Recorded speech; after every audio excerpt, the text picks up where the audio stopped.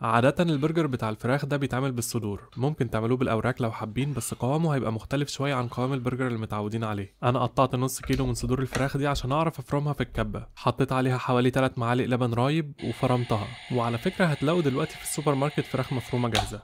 عشان البرجر يحافظ على شكله وما يتفتتش، حطيت عليه معلقتين كبار دقيق، وتبلته بمعلقة صغيرة ملح ونص معلقة صغيرة فلفل اسود وشطة وبابريكا وبودرة توم وبودرة بصل. والكرفس المجفف ده مش بلاقيه كتير، بس لو لقيتوه استخدموا منه نص معلقة صغيرة برضو، بيدي طعم حلو جدا للفراخ. عجنت بعد كده المكونات دي كلها في بعضها. لو الكبة بتاعتكم قوية ممكن كنتوا من الأول تحطوا كل المكونات على بعض وهي تفرم وتقلب التوابل معاهم. الحركة الجاية دي بقى اتعلمتها من الكومنتس بتاعتكم. دهنت ايدي بالزيت قبل ما اعمل اشكال البرجر عشان الفراخ ما تلزقش فيها، وعملت الواحدة حوالي 100 جرام. الأول شكلتها على شكل كورة، بعدين بططتها وخليتها دايرة رفيعة، والأحسن إنها تبقى رفيعة كده عشان هنسويها وهي مجمدة، فده يضمن إنها تستوي كويس. فصلت بينهم بورق بلاستيك او اكياس تلاجة، بعدين شلتهم في الفريزر. وزي اي برجر سواء بالفراخ او باللحمه بعمله، بحب الاول ان احمص البان في الزبده، ده بيخلي طعمه احلى وبيخلي الصوص ما يبلش العيش زياده عن اللزوم. ومن اكتر الصوصات اللي بحبها مع الفراخ المقليه عموما هو الهاني ماسترد، وده بعمله بكميه من المستردة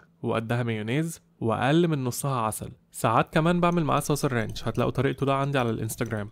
الاحسن اسيب البرجر في الفريزر لحد ما يتجمد خالص، بس انا كنت مستعجل اخلص الفيديو فطلعته لما مسك نفسه بس شويه. وسويته بكذا طريقه، الاولى في طاسه مع شويه زيت قليلين على نار متوسطه، بياخد حوالي دقيقتين على كل وش عشان يستوي، وعادي تقلبوه كذا مره وهو بيستوي لحد ما تتاكدوا انه استوى كويس من الناحيتين. وممكن تدوسوا عليه بالراحه كده عشان يتحمر من كل حته بشكل متساوي، لكن ما تضغطوش جامد عشان ما يخرجش كل الجوسز اللي فيه ويبقى ناشف. وعلى فكره برضو ممكن تشوه بنفس الطريقه على الفحم على شبكه الشوايه وبيبقى طعمه تحفه. الطريقة التانية اللي سويت بيها هي بطبقة بريدنج. ضربت بيضة مع معلقة كبيرة لبن ورشة فلفل اسود، وتبلت دقيق بنفس التوابل اللي تبلت بيها الفراخ. واخر حاجة ودي اختياري هي البقسماط الكريسبي ده، بس الدقيق لوحده كفاية، هوريكم دلوقتي. الاول حطيت البرجر في الدقيق المتبل وغطيته من الناحيتين، بعدين هزيته عشان ينزل الزيادة، وغطيته بالبيض وهزيته برضه عشان ينزل الزيادة. وهنا بقى ممكن اعمل حاجة من حاجتين، احطه في الدقيق تاني واغطيه بيه برضه، وده اللي بيعملوه في معظم المطاعم، او اغطيه بالبقسماط الكريسبي، وده بيخليه شبه الشركات اللي بيتباع فروزن في اي سوبر ماركت. وطبعا لو كان البرجر مجمد خالص كانت الخطوة دي هتبقى اسهل بكتير، فخلوه يتجمد كويس وما تستعجلوش زيه. قليت بعد كده البرجر ده في زيت غزير على نار متوسطة،